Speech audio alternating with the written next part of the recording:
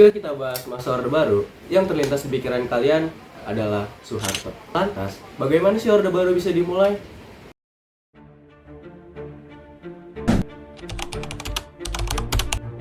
Gue Aditya, gue bakal bahas latar belakang dari masa Orde Baru.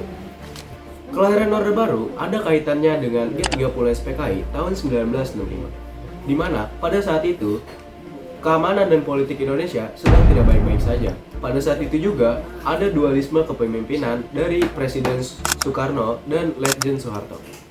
Sebagai hasil dari penggalian itu dapat dipakainya. Jika kita berbicara tentang masa Orde Baru, itu tidak luput dengan adanya politik, ekonomi, sosial, dan lain-lain. Mari kita membahas tentang kehidupan politik. Di sini saya membagi kehidupan politik menjadi dua, yaitu dalam negeri dan luar negeri. Sekarang kita membahas dalam negeri dulu.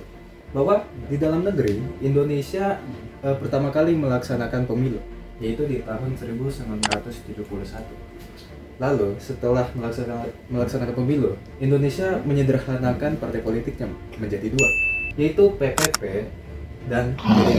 PPP ini adalah Partai Persatuan Pembangunan dan PDI, Partai Demokrasi Indonesia, dengan satu lagi adalah golongan karya atau bisa kita singkat sebagai Golkar. Lalu kita sejenak pergi ke luar negeri. Di sini, politik di luar negeri, Indonesia kembali menjadi anggota PBB atau Perserikatan Bangsa-Bangsa yang bisa kita kenal dengan sebutan itu. Lalu terjadinya kerjasama regional. Indonesia bekerja sama dengan negara-negara lain untuk membentuk yang namanya ASEAN.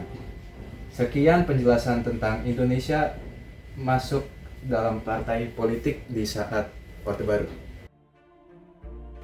Di kehidupan sosial, keberhasilan masa Orde Baru dapat dilihat dari penurunan angka kemiskinan, angka kematian bayi, dan juga peningkatan pendidikan dasar.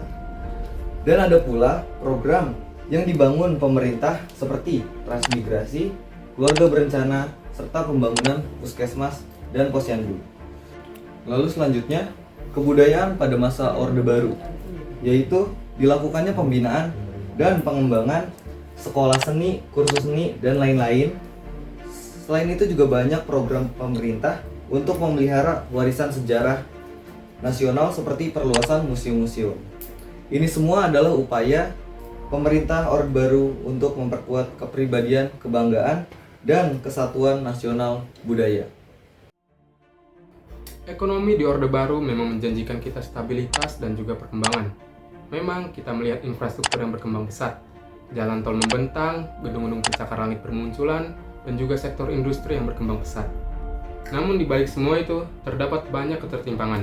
Salah satunya adalah kekayaan yang terkonsentrasi di tangan para pejabat, yang sementara para masyarakat masih banyak yang hidup dalam kemiskinan.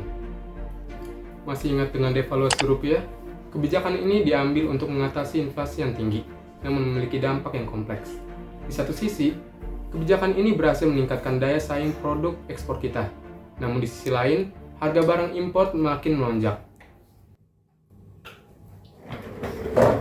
Tapi lo tau gak sih apa yang terjadi di akhir masa Orde Baru? Iya, apa ya akhirnya? Nah, kebetulan gue juga penasaran sih setelah kita bahas tadi, akhir dari masa Orde Baru itu apa ya? Akhirnya adalah di tahun 1158 yang merupakan puncak dari segala permasalahan, seperti menurunnya nilai tukar mata uang rupiah, meningkatnya inflasi, korupsi, kolusi, dan nepotisme.